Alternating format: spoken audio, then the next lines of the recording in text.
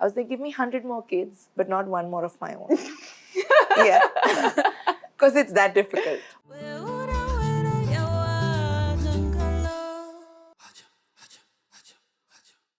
Hi, welcome to 9+9, the Honest Pregnancy and Birthing podcast. And today we will find out what teachers really think about our children, which is why I've invited Darshana, who is a preschool principal and obviously also used to be a teacher, still is a teacher since almost 20 years. Almost. Yeah. So hi, welcome. Hi. Hi.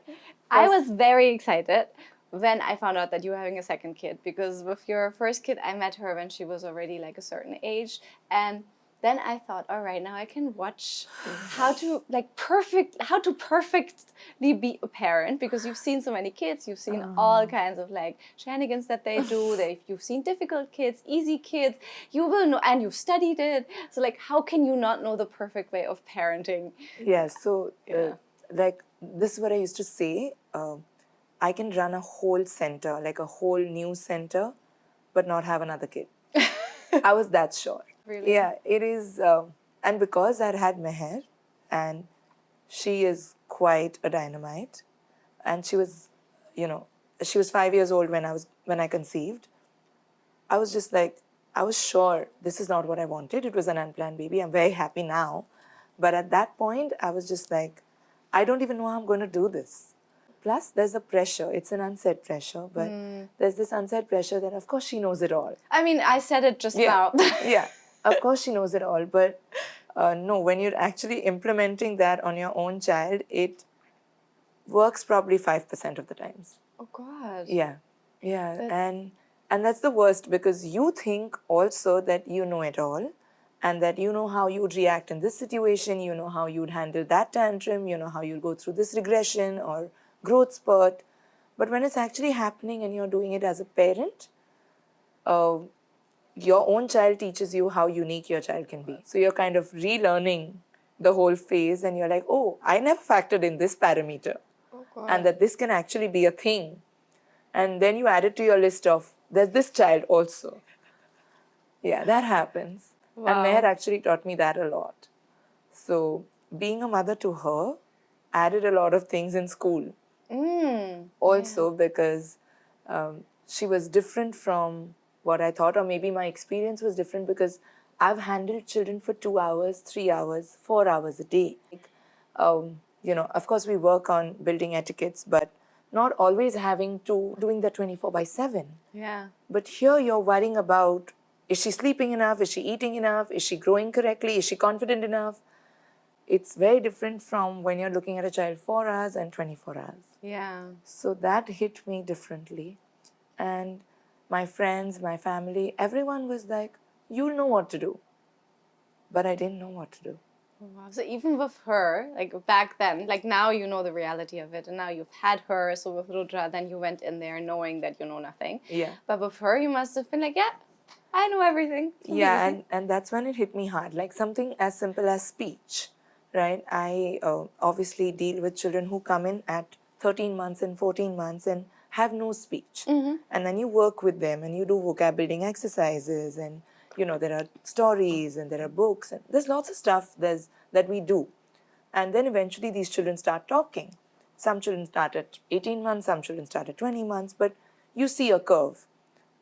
With Meher, one of the big things that I didn't see happen was her use full phrases till she was 26 months. And everyone expected Meher to talk early. At 12 months, basically. Yeah. Everyone, for some reason, expected that. She was saying words, but they weren't clear. She was saying, and she was repeating words. She was not even saying new words. So everyone kept feeling like, how can she not talk?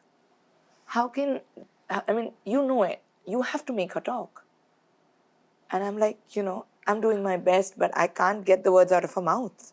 Also, how much pressure can you take as a parent? And it was like, I forget, and at some point I started doubting myself, like, have I done enough? Have I slipped somewhere?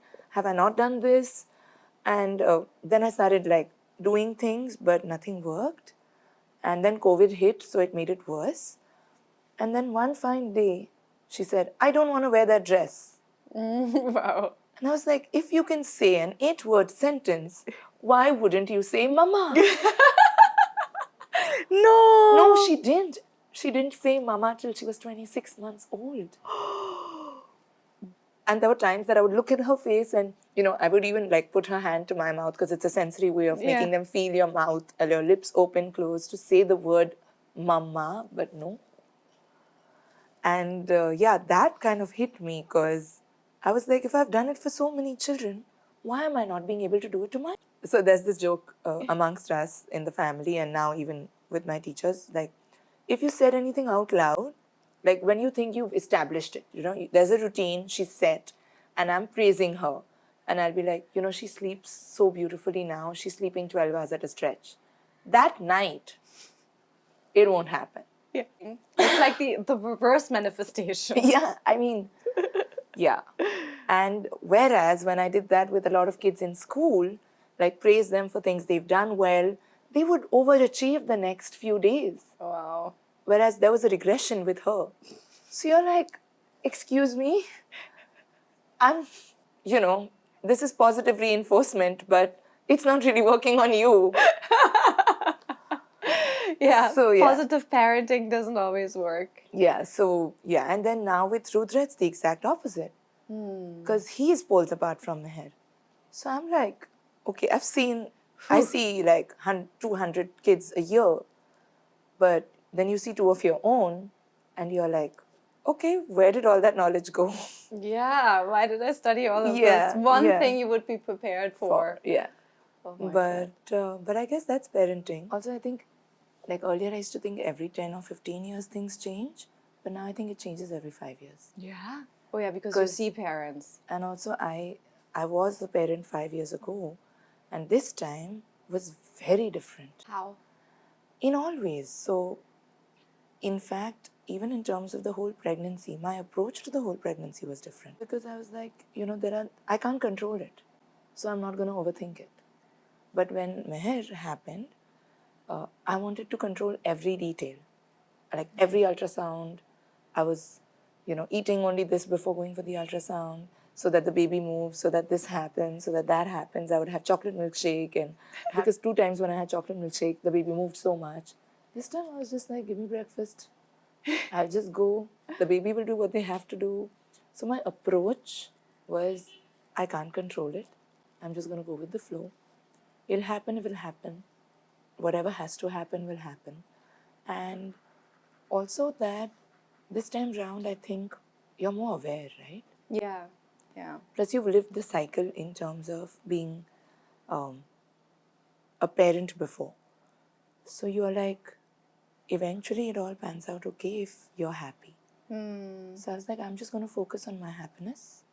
I'm not going to worry about what this one says or what has to be followed or what Google says or what this author says. I'm just going to enjoy the moment because it's going to change. I don't know if both your pregnancies were similar. Yeah, they were very similar. Mine were poles apart. Yeah? Yeah. So for during Meher's time, for 9 months, I threw up. Every single day. I didn't throw up even once. Wow.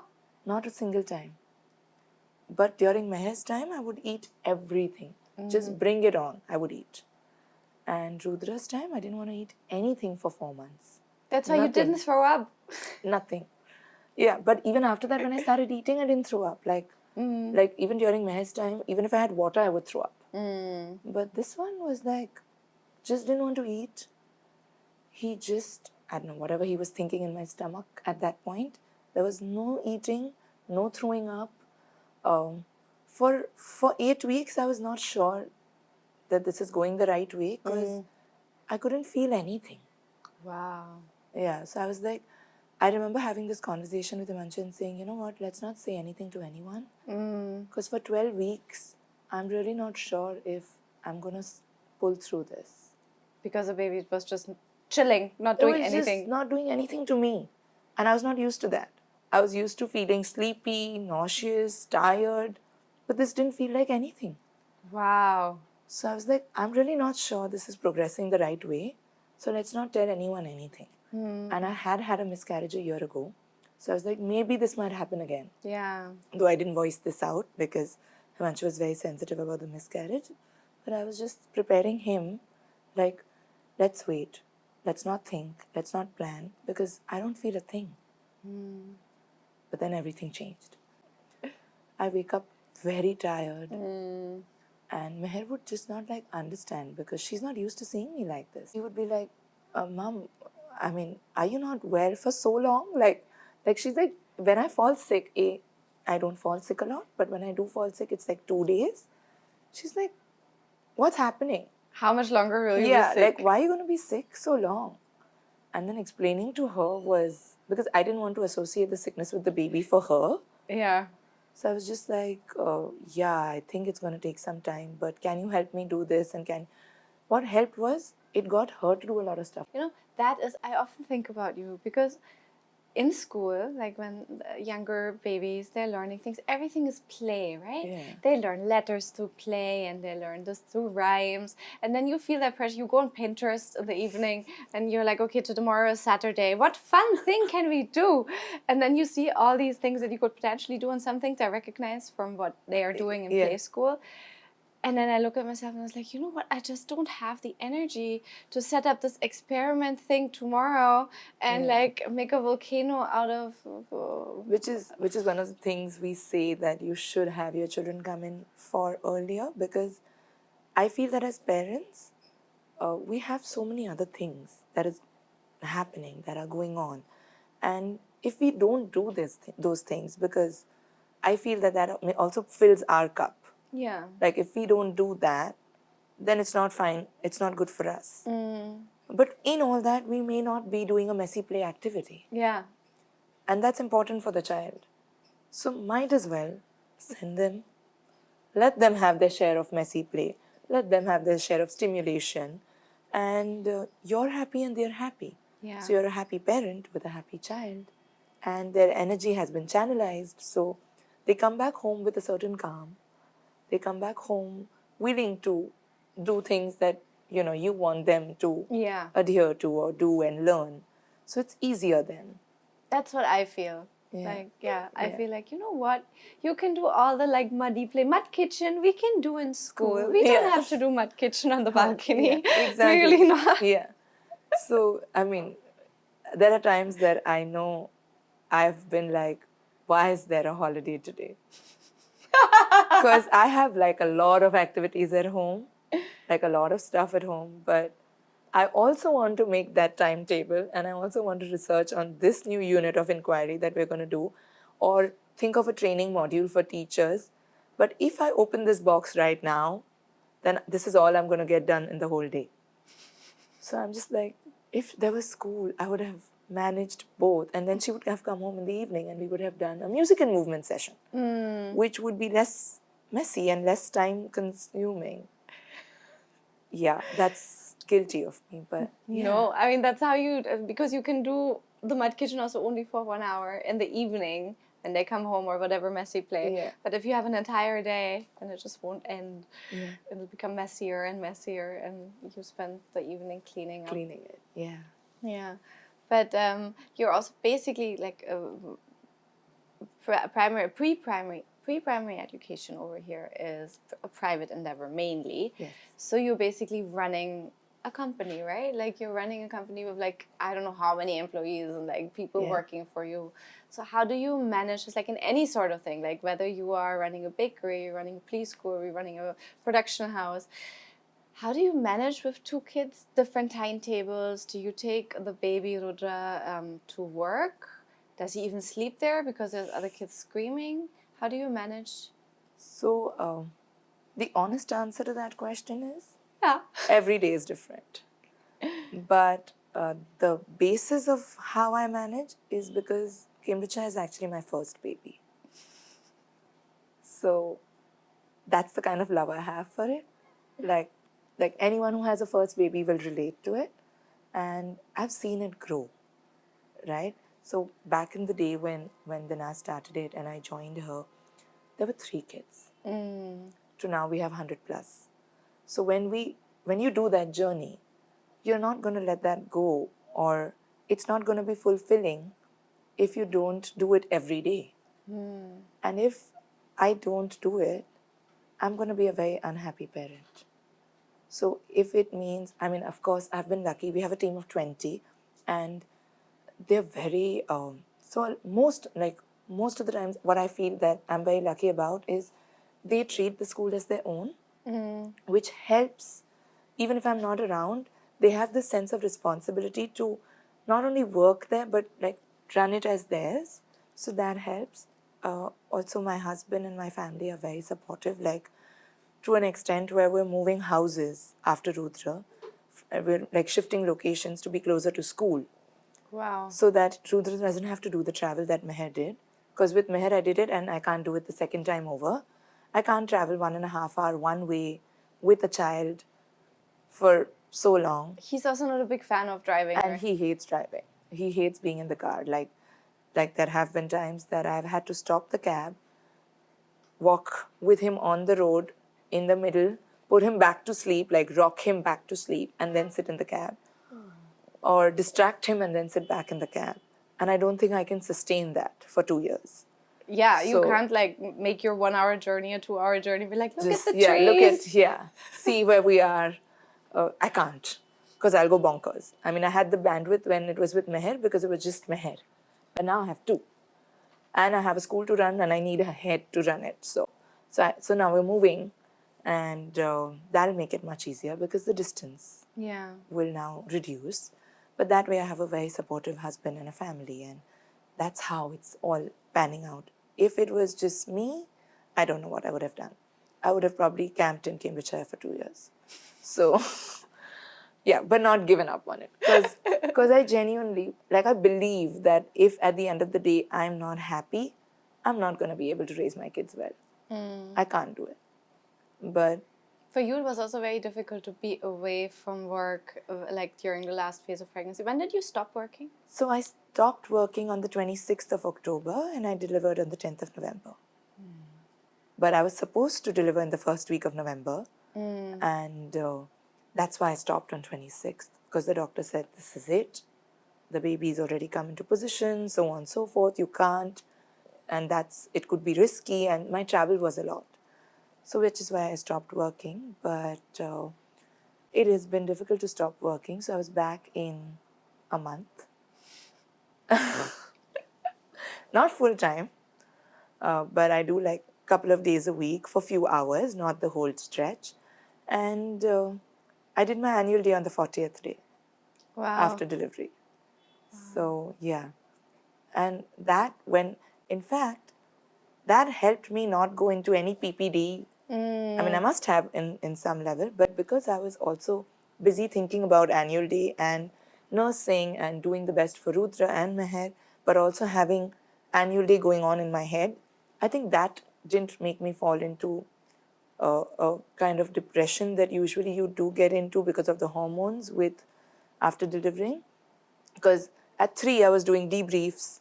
At 9, once Rudra would finish his massage and sleep, I was watching annual day practices on camera.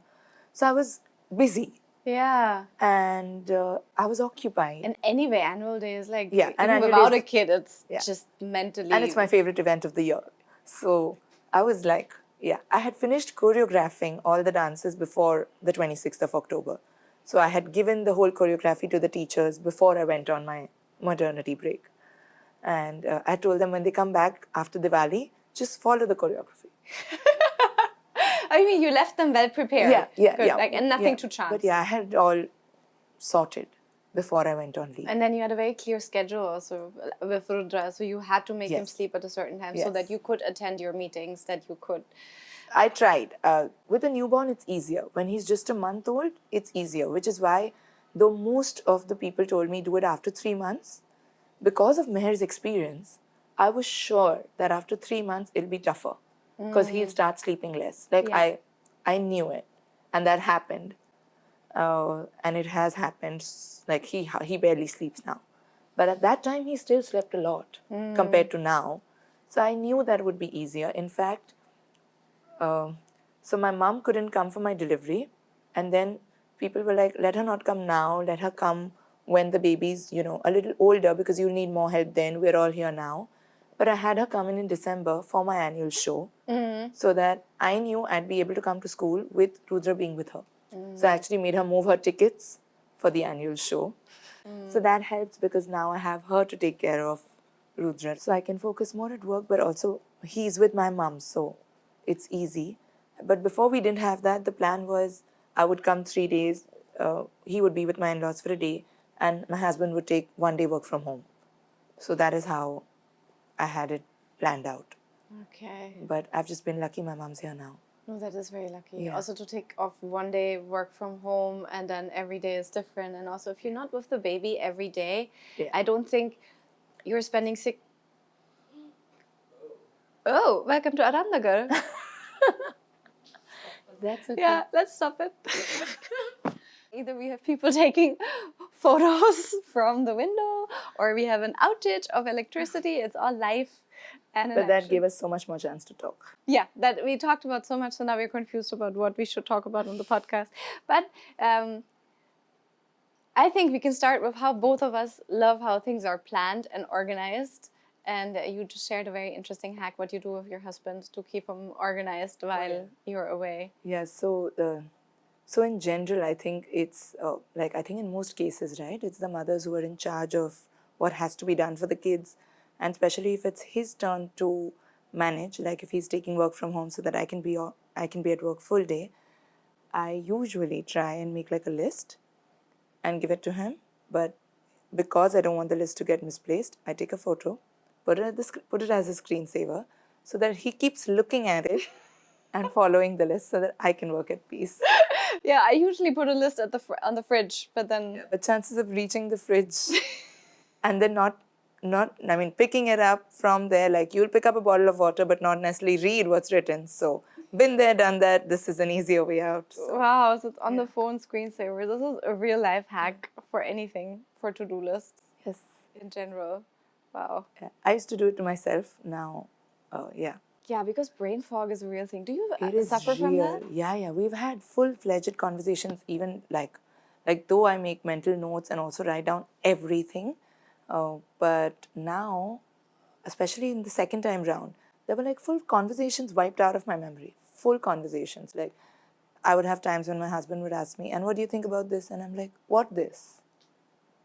That has happened. But by the way, I did a lot of reading, and that does happen more to breastfeeding mothers. So if you eat rich folate food, that kind of stops happening. So yeah. What is that kind of food? What? So basically rich food which has like good iron, it kind of stops happening. More almonds, include that in your diet and the brain fog will reduce. That's good to know. I have perpetual brain fog. Yeah. Like in the beginning, like before I got pregnant, my brother was making fun of me. He's like, "Yeah, like it's a real thing. You become dumber." And I was like, "You're such an idiot. That's only what an older brother could say, right?" I was like, "I won't become dumber just because I have kids." But you do feel that way. But you know what the fun part about brain fog is? You will never forget anything to do with the kids, but you'll forget like other conversations, other things. Yeah.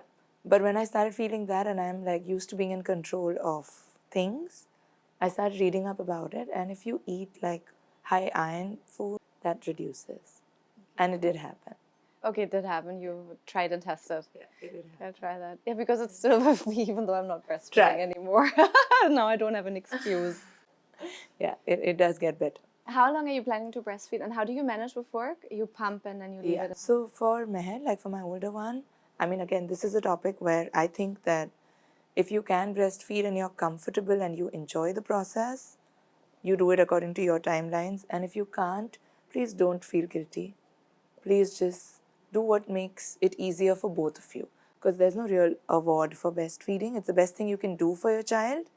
But if you can't, you can't. You'd rather be a happy mother feeding your child rather than like being uncomfortable or feel less of yourself if you can't. So for me, for Meher, I was very lucky because after 7 months, COVID hit. So we were at home. And my ideal time span was a year, but because a lot of people said the vaccine then goes to the child also, and you kind of free your child from getting, the coronavirus, I breastfed for 2 years. But with Rudra, I think it'll be a year. It's been successful for 5 months now, so But you're looking forward to the end of it already. Yeah, I am. In this time round, I am. Like for Meher, I was happily breastfeeding for 2 years. But this time, I'm like, I'm not crossing the 1 year mark for sure. But why is that? I think also it takes away a lot from me, like in the sense I feel my physical capability has gone down. And secondly, I think that after 1 year, I will be okay with him having just the nutrition from the food. Whereas in Meher's case, that was something I was not okay with, but I've changed. You've changed. I've Yeah. changed. You evolve. Parenting Yeah, evolves. and I think he'll be fine. So yeah, maybe 1 year. It's also more practical then. It's more practical, and yeah, like now I pump. Like before I come to work, I pump. Like if I have to come to work today, I have to start pumping 2 days prior, and yeah, and then I pump for like x number of feeds, and it's a planned thing, and you're writing dates and storage bottles. I mean, it's a whole routine in itself. Yeah, like the panic moment right now when there was no electricity. We're like, how much time do we have until The first thing I did was I've called up like how many feeds are left. So it's a lot of dependency. And I feel that I don't think that with the first one and him, I have that kind of bandwidth anymore for him to be so dependent. But I still want to do what's right by him and me. So that's why the 1 year mark. Yeah, it's a good midway. I mean, midway. 1 year is already really like great and ambitious, especially if you're working. Also, I feel that my overall milk supply has gone down this time round. I don't know if it's my body or it's just circumstances or stress. I'm not sure. But the overall supply from then and now has also gone down. So I think I don't even think even if I want to, I don't think I'll last 2 years. Yeah, it's tough when you have stress that it makes it worse, and then also you want your body back after some point. You too. Yeah, this time round, I think that hit me the most. Like the first time round, both the times I put on more than 20 kgs. Like first time 23, this time 25. But the first time round, I lost it like this. This time round, it's not going.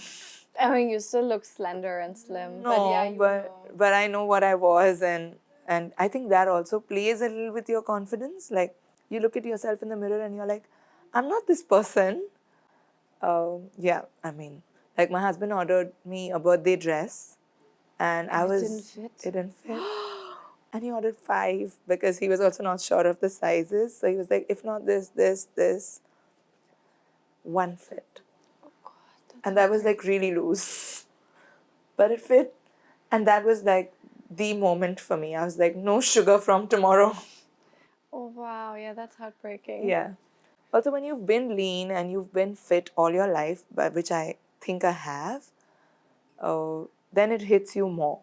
You know, you're like, I want to get back to physically being more able and looking the way I used to. So I guess, but I completely respect people who want to take their time, you know, take it easy, because I feel that everybody is different. Everybody's mindset to their bodies is different. Yeah, like what you were just saying. There's no award for the best breastfeeding mother. There's no award for getting back in shape in 2 months. And you shouldn't put yourself in that pressure at all. So, I mean, I felt I put a lot of pressure in myself in the first 2 months. Yeah, you did. I did. And yeah, and I think it took me people like you, people like my husband, people like other people telling me that, listen, it's going to take time and it's okay, you've just delivered. So yeah, then it took me time to get comfortable with my body again. And yeah, there's really no time to work out or exercise at present. I think I really don't have the time. And I'm not able to make the time. Honestly, if I have the time, I think I'd rather sleep. Yeah. Because I'm sleep deprived most of the days. So the only thing I'm doing is hacking my diet a little. But yeah. You will exercise enough anyway once Rudra is 2 years old and he makes you run in circles. Yeah, I guess. It's good to know that even though you're a teacher and you've been in this for 20 years, that there is still, you haven't figured out everything and even you are struggling. Yeah. I mean, the only thing that keeps me sane in the chaos of raising 2 children is my work.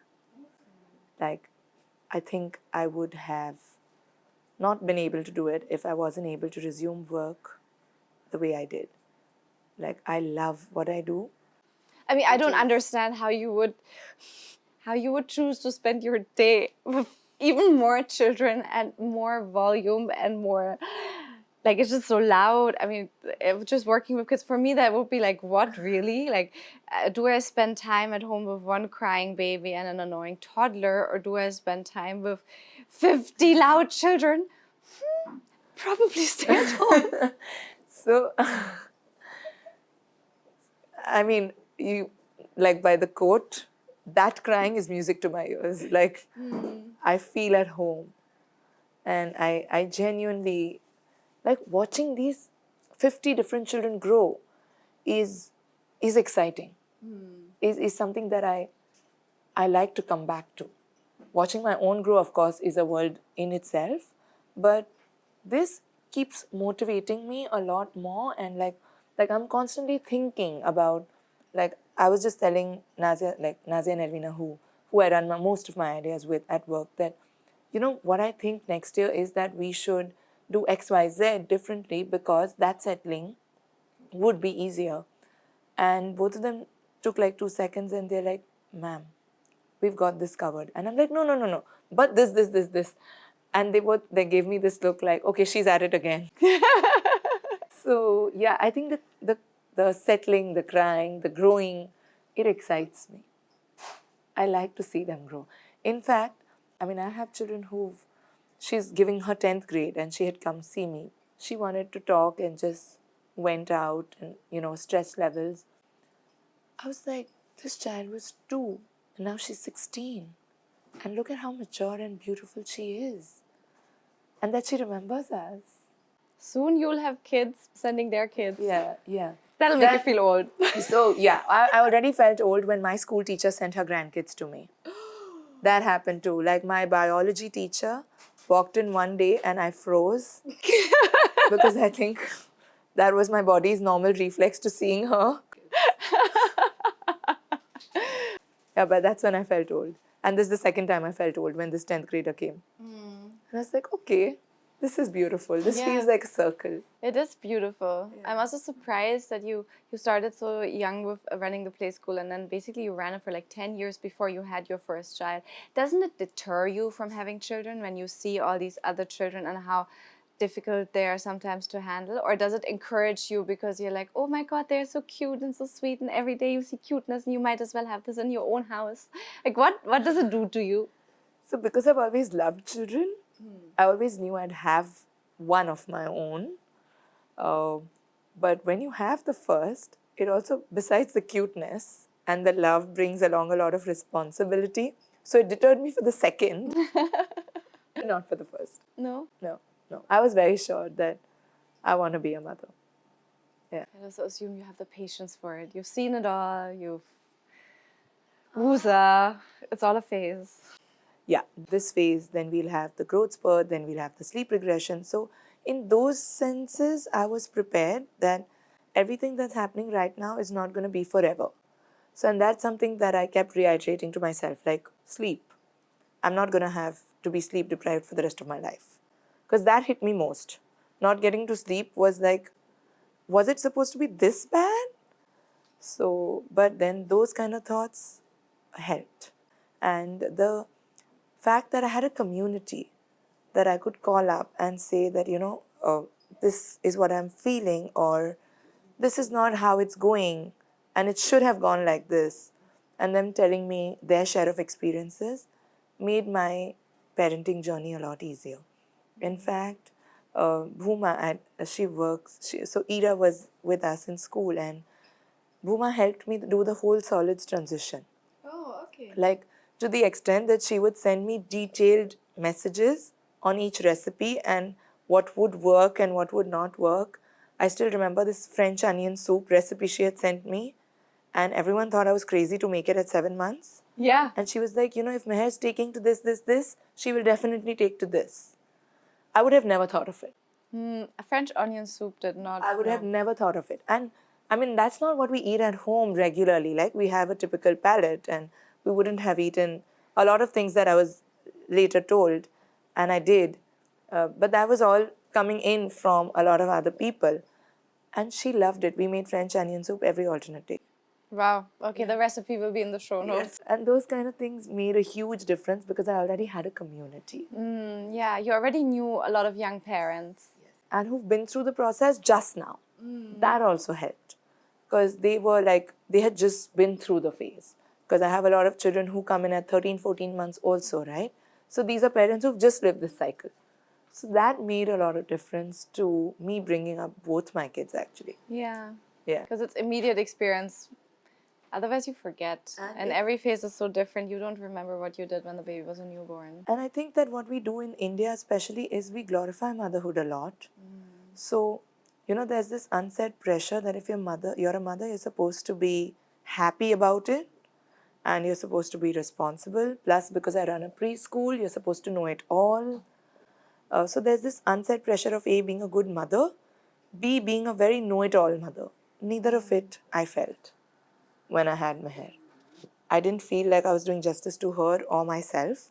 I felt like I was stuck in the middle of a lot of things, and having this community made a lot of difference. Like they told me, it's okay. You're not supposed to be happy all the time. You're supposed to feel like you can bang your head on the wall and it's normal. So that made a big difference. Like at one point, I remember telling a friend that I don't know if I did the right thing. And she's like, of course you did. You're supposed to feel exactly this. And if you're feeling this, you did the right thing. And I was like, really? She's like, yeah. Because you're overthinking everything. That means you're that involved. And I was like, oh, okay. That's how you look at it? Okay. That was a great final closing words of wisdom. Yeah, I have no more questions, ma'am. Wow, that was easy. Yeah, it's not that bad coming on my podcast, sitting on That was the very couch, easy. processing. That was, yeah. Yeah, I felt like I'm talking to you like on a phone call. Yeah, no, it's good also, right? To just let it go. Well, thank you for coming, for making the time also despite the power outage. Wow, you have a PTM now in 5 minutes. Yeah, we don't know that teachers have a life outside of being a teacher. So you do. Yeah. Yeah. I also make sure my teachers do. That's important. Yeah. Okay. Thank you so much for listening to 9+9. And if you have any questions, you can always email us on 9+9. That's 9 as a number and then PLUS9 at harkat, harkat.in. And we are on Spotify, on YouTube, on Apple Podcasts, on all kinds of platforms. You can also follow us on Instagram. Tell your friends about us. This podcast was produced by Harkat Studios and edited by Commuting. Thank you.